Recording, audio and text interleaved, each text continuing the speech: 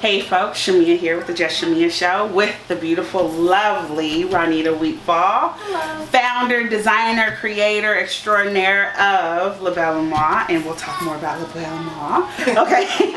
The Independent and the UK reported data from a NASA satellite that shows that 21 of the world's 37 largest aquifers, this is what provides fresh water to millions of people all around the world, are beyond the tipping point of depletion. So here in California, we're facing a historic drought. We know that global warming is real, as we see crazy weather all over the place, but it's just massive effects. Do you think that people are really taking water conservation seriously? Not at all. Not at all. Why would you? It's just like you turn on the tap, it still comes out. Right. Okay. So why am I going to be cautious? Because water has always been here. Water is always going to be here. So you don't think that one day we could be dying of dehydration because there is no water. So of course not. And it's kind of like the depletion of the faith in God. We can't see it, so it's not real. And now we can't even talk about it. Can't talk about it in school. You can't talk about it at work. Nowhere. It's against the law. Right. Which is fucking crazy. But I think that's what it is. Since we can't see it, it can't possibly be real. You can still go to the beach and see ocean. Right. Okay. Right. We can't drink the ocean water though. Right. That's the other thing. People don't realize stuff like that. Like we need fresh water. We can't drink that. So and there's so many like conspiracy theory things going on too. So people are starting to not believe what they hear. So even though that came out, I'm pretty sure there's people that are like, the government is just trying to scare us. I don't even know how many people are aware of the Independent as a publication or a news source, or how many people are really checking for the supply of our aquifers, and knew that there were 37 that are in number, and 21. I don't know how many people actually know this information or seeking it, but they should.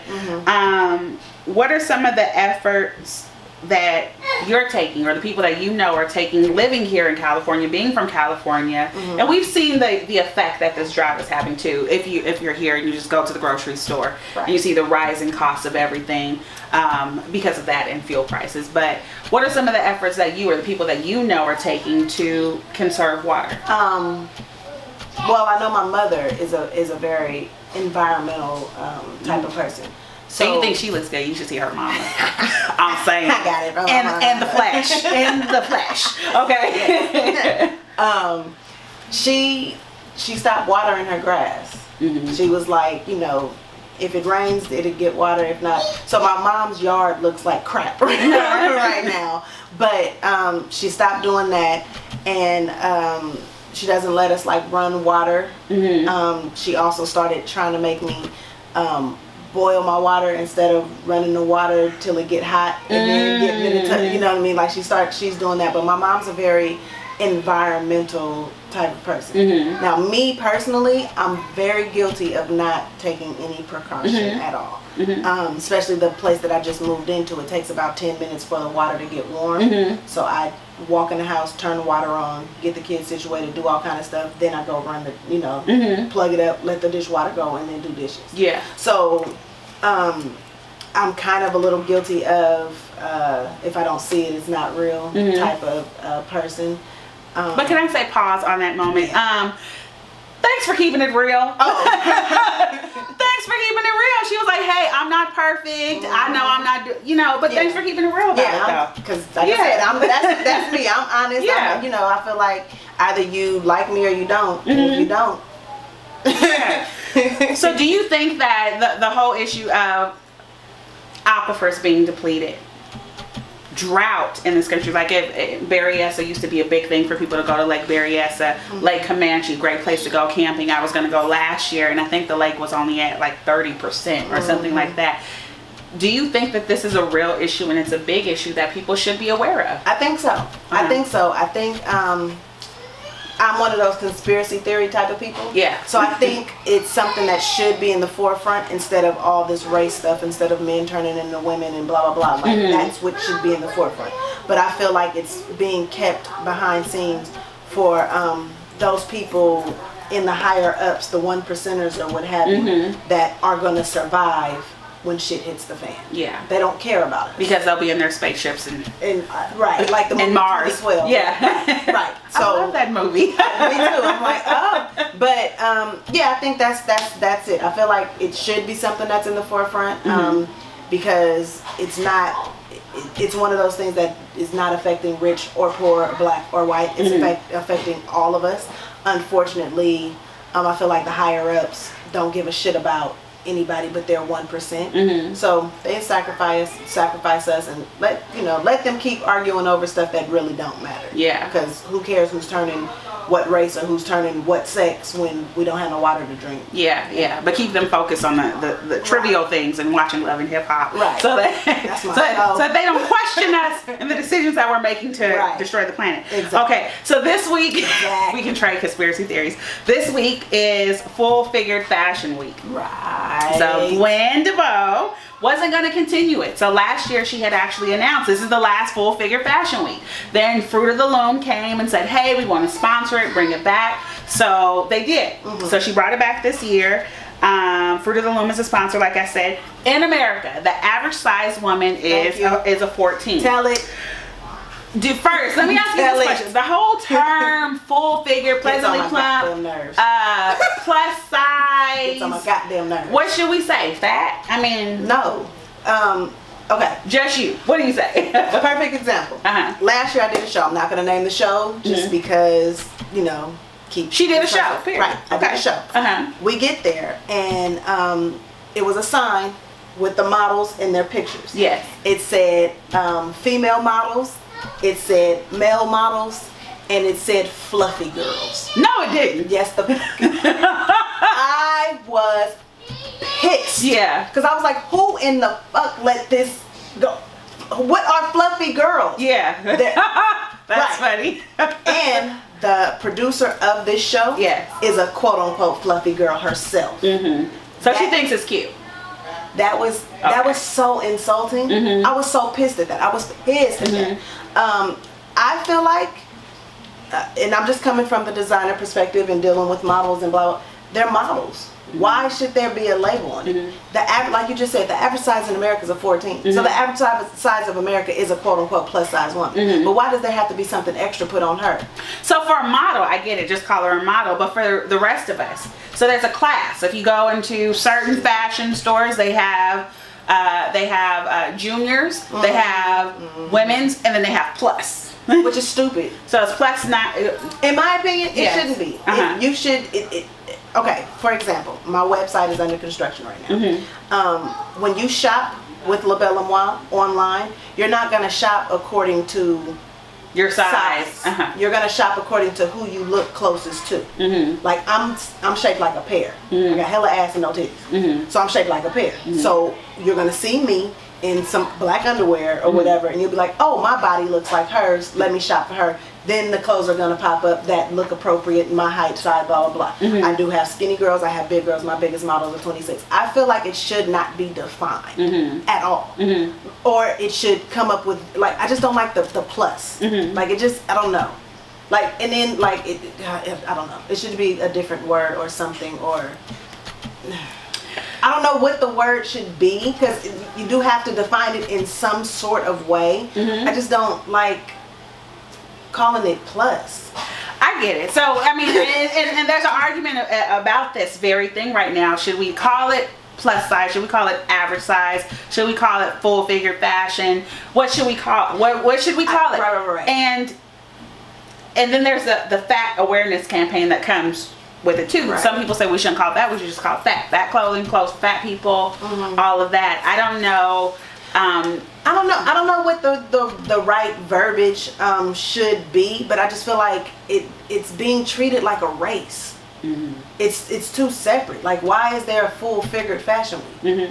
Like, why isn't there just fashion week and everybody's involved? The average size of a woman is a 14. So how the hell are you having all these fashion shows? Okay, perfect example. Get on a Mercedes-Benz Fashion Week. It should just be Fashion Week. I've been turned down. I've had Fashion Weeks contact me. We love your stuff. It's amazing. It's colorful. It will be a great show. Blah blah blah. But we want you to only use size 2 models. I don't. Whoa. I don't do that. I'm sorry. If I'm showing 14 looks or 15 or 12, however many, it's going to be evenly distributed. Because see, my problem with that is I'm an 11. Yeah. Where the hell, who is that? Yeah. I'm in between small and big. So I'm too big for Forever 21, but I'm too small for Toric. Yeah. Who am I? I'm completely invisible. So I feel like it should not be defined by anything. It should just be different sizes, different women. These clothes look good on women. Let me ask you this question. When you hear the term fashion, they think about men's fashion, women's fashion. But when you hear the term plus size, it only applies to women. You don't hear plus size applying to men's clothes. Right. Why is that? Because men are supposed to be big, I think. So they're not, men can be big, ugly, fat, one eye, whatever, Forrest Whitaker. Love them. No, she didn't. I'm just saying. Did y'all see the light? Did you? Hey, just got a little shady in here, just a little bit. No. I'm just saying, you can, as a man, Yeah. you can look however you want and still be amazing. As a woman, we're supposed to be eye candy. We're supposed to fit into this bubble of eye candy as defined by the American machine. Right. Yeah. And then in reality, who's the eye candy for? Because not everybody likes the same thing. Right. So we're all different sizes, different shapes that appeal to all array of people. So I feel like it's not defined on men because there is no definition of what a man is supposed to look like. But there is a definition of what a woman is supposed to look like. Right. Which is crazy. I consider myself to be a pretty fashionable big girl, and I'm a bigger girl, size 18, 20 if y'all really want to know. I don't care. I'm not 18, 20. I'm very grown, so I own it. Anyway, I'm just saying. but I found over the years as I shop for fashion, I don't find fashion. I find moo-moos and ugly prints and, which is just some miscellaneous cotton, stretchy something. So why is it... And tell me if I'm wrong, but generally speaking, for larger size women, why is it that there's no fashion? I feel like because they want to hide what you have instead of embracing what you have, which is why when you see my show, like just recently, my biggest girl, she's a 26 by the way, she's in a lace see-through jumper because I'm putting her on blast because she's fucking gorgeous. So why are we hiding? I don't know why no one has pushed the envelope to do that. That's something that I'm trying to do. I just did a high fashion shoot with my big girl where I don't want to spoil it, but when you see what I've done with her, it's something that no one does with big women. Why? I don't know. It's almost as if once you get past a certain size, you're just an auntie now. You can't be so true. Right. Yeah. And to me, it's ridiculous. Like recently, there's the first. You become the wingman. You're not the main attraction. You're the wingman. Yeah. Which is crazy because I know tons of men that only want big women. Okay. Well, I'm single. I'm just saying. I got you. I'm just saying. I just have a crush that you know, but I'm single. See, look. Okay. Later. Okay. But yes, but it's just and it's because there's a standard image of what a woman is supposed to look like. So if you're beyond this image, you're not sexy anyway. So why waste our time doing that? Which is ridiculous to me. Like I said, which is why I've turned down several quote-unquote fashion weeks. I refuse to do full-figured fashion week. My reason for it is I'm not a plus-size designer. Right. I'm a woman's designer. Right. So I feature models from a size 0 to a size keep it going. Yeah. You know what I mean? So it's like, and because of that, I'm finding myself being stopped by a lot of things. But the thing that people don't understand about Ronita is you ain't gonna stop me. I create my own lane. I love that. I know how to lay concrete. Yeah. You know what I'm saying? I know how to lay concrete. Right. And I lay it every day, and I've been doing this since I was born. Yeah. So you're not gonna stop me. She has her own line of cement trucks. I'm just saying. You're not gonna stop me from doing what I need to do. And I have kind of found that it's my personal mission to change the image of what beauty really is. Like just recently, there's the size 22 plus size supermodel or whatever. First of all, she's white blonde and supposed to be everything. She wasn't a 22. Are you talking about the one that was in Sports Illustrated that you couldn't tell was plus size? That was flat stomach. And that's not plus size. Yeah. For one, she was a 12, I think. Thank you. For one, she's not real plus size. Yeah. For two, she's white and blonde. So, she's acceptable. For three, she still looked like somebody auntie in a bathing suit. What the hell? Like, I'm sorry, but my best friend is a big girl. She get down more than me. Yeah. I'm just saying. So you can't say that somebody, just because they get beyond a certain size, is not sexy, not fashionable, not this, not that. They just got a little bit more around it. You got to work around it, which is one of my reasons why I do the things that I do. I like to put women in clothes that they would not normally wear. Like, I love the fact that you have on a half top and a skirt. All day. Yeah, I'm just saying. Okay. You don't see that. And it's like, why? You know, I love fashion. Look, like I said, I'm a weirdo. Like I don't follow any rules. I've never taken a sewing class. I did attend the Academy of Arts for like half a semester, and I ended up moving to Germany doing choreography. But I see the world in abstract, because I also can draw. Like I can sketch you. I'm that type of person. So since I see things in abstract, things just go together in my mind that may not necessarily, like how you said, I do leather and denim, or I'll do like this. This is rayon and linen. Yeah, I'm with the leather belt though, y'all. Right. Hold the phone. Hold the phone. So like chiffon. Yeah, chiffon. I just kind of. Most people use chiffon and make dresses or skirts or something like that. I make like pants and shorts out of it. And they're completely, see-through, because it's chiffon. It has the pattern on it and stuff like that, so you have to wear some cute drawers with it or whatever. Yeah. But it breathes. Something that I've learned as I'm getting older, the temperature has changed. Yeah. Yeah. And I don't necessarily want to wear booty shorts, but like I said, I'm obsessed with booty. So I like booty shorts because I like the little booty cuff at the bottom. Yeah. So the chiffon shorts gives you a chance to still have your little booty cuff, but it ain't really a booty cuff. And it's not all out. Not all out, and it's still classy. Yeah. You know what I mean? At first glance, it's like, oh, what is, you know what I mean? But then you get up close and like, oh, look at her ass. Come on, that. What you, okay. You know, that's what I like. And pretty panties. I'm saying that's just me. I just like mixing. I've always been like that. Like my aunt used to call me Sir Berkeley because I just do all the wrong stuff, but I make it work. I love that, Sir Berkeley. That's so posh. Let me ask you this question, and I don't know if it's everywhere, but here in the Bay Area, you have a lot of free spirits and independent folks, and I'm seeing a lot of people who are coming out and saying that they're designers.